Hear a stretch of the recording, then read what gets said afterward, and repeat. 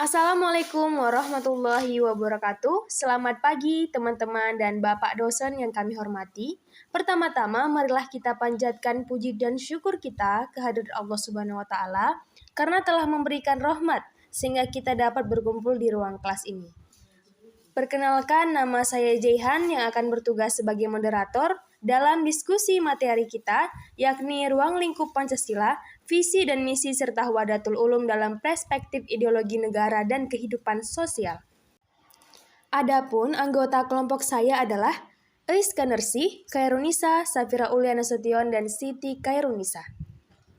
Baik teman-teman, langsung saja kita mulai ke sesi yang pertama, yaitu pembacaan materi. Ruang lingkup Pancasila. Ruang lingkup Pancasila ini maksudnya adalah segala sesuatu yang terkait dengan Pancasila, meliputi pengertian, ciri, isi, fungsi, serta prinsip dari Pancasila tersebut. Pancasila adalah ideologi dasar bagi negara Indonesia.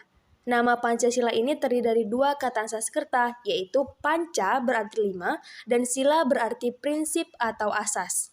Pancasila merupakan rumusan dan pedoman kehidupan berbangsa dan bernegara bagi seluruh rakyat Indonesia. Adapun pengertian Pancasila menurut para ahli, menurut Insinyur Soekarno, Pancasila adalah isi jiwa bangsa Indonesia yang turun-temurun, yang sekian abad lamanya terpendam isu oleh kebudayaan Barat. Kemudian menurut Muhammad Yamin, Pancasila berasal dari kata panca yang berarti lima dan sila yang artinya sendi, asas, dasar, atau pengaturan tingkah laku yang penting dan baik. Dan menurut Panitia 5, Pancasila adalah 5 asas yang merupakan ideologi negara. Kelima sila itu merupakan ideologi negara.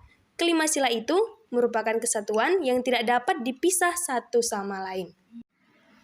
Ciri-ciri Pancasila sebagai ideologi terbuka. Yang pertama, ideologi terbuka tidak totaliter. Yang kedua, ideologi terbuka mengusung sistem yang demokratis. Hubungan antara lima asas erat sekali, berangkaian, dan tidak berdiri sendiri. Nilai dan cita-cita ideologi terbuka berasal dari rohani, budaya, dan moral masyarakat. Yang ketiga, mencapai cita-cita bangsa secara bersama-sama. Yang keempat, nilai dalam ideologi terbuka digali dari kehidupan bangsa. Yang kelima, ideologi terbuka menghargai perbedaan dan keberagaman. Kemudian berikutnya isi bunyi Pancasila. Yang pertama, ketuhanan yang Maha Esa. Yang kedua, kemanusiaan yang adil dan beradab. Yang ketiga, persatuan Indonesia. Yang keempat, kerakyatan yang dipimpin oleh hikmat kebijaksanaan dalam permusyawaratan perwakilan. Yang kelima, keadilan sosial bagi seluruh rakyat Indonesia.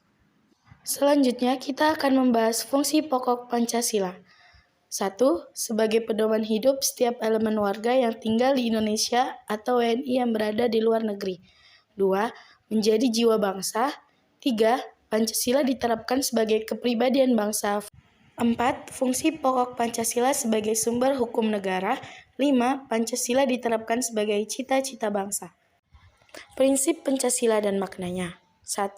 Makna prinsip ketuhanan yang Maha Esa. Makna prinsip ketuhanan yang Maha Esa terbagi menjadi 3 bagian. Dalam keutuhan pengertian dengan prinsip lainnya, prinsip ketuhanan yang Maha Esa menegaskan bahwa negara kebangsaan Indonesia senantiasa memelihara budi pekerti rakyat yang luhur dan cita-cita rakyat yang luhur.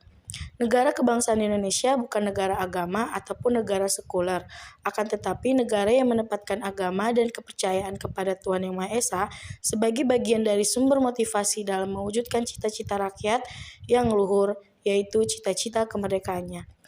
Agama dan kepercayaan kepada Tuhan Yang Maha Esa dijalankan menurut dasar kemanusiaan yang adil dan beradab, dalam kerangka memperkokoh persatuan Indonesia sesuai dengan prinsip kerakyatan serta ditujukan untuk mewujudkan keadilan sosial bagi seluruh rakyat Indonesia. 2. Makna prinsip kemanusiaan yang adil dan beradab. Makna prinsip kemanusiaan yang adil dan beradab terbagi menjadi 4. Atas dasar prinsip ketuhanan yang Maha Esa, manusia diyakini merupakan makhluk ciptaan Tuhan Yang Maha Esa yang termulia, yaitu sebagai makhluk pribadi dan makhluk sosial yang dianugerahi akal budi dan kehendak yang bebas.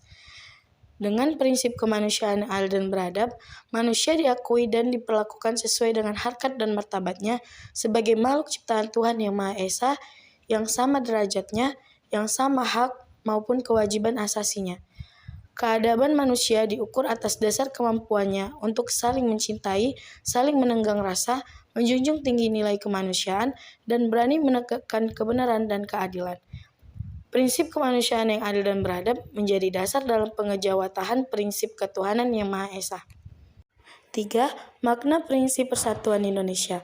Makna prinsip persatuan Indonesia terbagi menjadi 1. Prinsip persatuan Indonesia merupakan penegasan sikap dan keyakinan bangsa Indonesia untuk bersatu dalam satu negara bangsa, yang menempatkan kepentingan dan keselamatan bangsa dan negara di atas kepentingan pribadi maupun golongan. Kemudian kita akan membahas visi misi pendidikan Pancasila. Visi pendidikan Pancasila ialah menjadi sumber nilai dan pedoman bagi penyelenggaraan program studi. Intinya di sini, pendidikan Pancasila sebagai upaya untuk memberikan dasar-dasar kecakapan hidup sosial kepada mahasiswa yang merupakan intelektual muda, sehingga tidak kehilangan jati diri sebagai warga negara, bangsa, dan masyarakat Indonesia. Kemudian, misi pendidikan Pancasila. Misinya di sini adalah membantu mahasiswa agar mampu mewujudkan nilai-nilai dasar Pancasila, serta kesadaran berbangsa dan bernegara dalam menerapkan ilmunya dengan penuh rasa tanggung jawab, baik kepada sesama maupun kepada Tuhan. Singkatnya, membantu mahasiswa agar menjadi manusia dan warga negara yang berkepribadian Pancasila, yaitu manusia yang religius, humanis, nasionalis, demokratis, dan adil. Wahdatul Ulum dalam perspektif ideologi negara dan kehidupan sosial.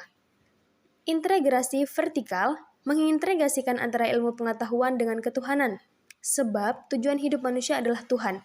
Inti pengalaman keagamaan seorang muslim adalah tauhid, pandangan utuh tentang realitas, kebenaran, dunia, ruang, dan waktu, sejarah, manusia, dan takdir adalah tauhid. Dengan demikian, hubungan manusia dengan Tuhan adalah hubungan ideasional. Titik acuannya dalam diri manusia adalah pemahaman sebagai organ penyimpan pengetahuan, pemahaman yang mencakupi ingatan, khayalan, penalaran, intuisi, kesadaran, dan sebagainya. Semuanya diintegrasikan pada ketauhidan. Integrasi horizontal mengintegrasikan pendalaman dan pendekatan disiplin ilmu keislaman tertentu dengan disiplin bidang lain sesama ilmu keislaman. Misalnya, mengintegrasikan pendekatan ilmu dengan sejarah, sosiologi Islam, filsafat Islam, dan lain-lain. Mengintegrasikan pendekatan ilmu-ilmu keislaman dengan ilmu pengetahuan Islam tertentu, atau antar bidang ilmu pengetahuan Islam, ilmu alam, dan humaniora. Dalam hal ini dilakukan pendekatan transdisipliner yang menerapkan pendekatan pengkajian, penelitian, dan pengembangan kehidupan masyarakat yang melintasi banyak tapal batas disiplin keilmuan untuk menciptakan pendekatan yang holistik.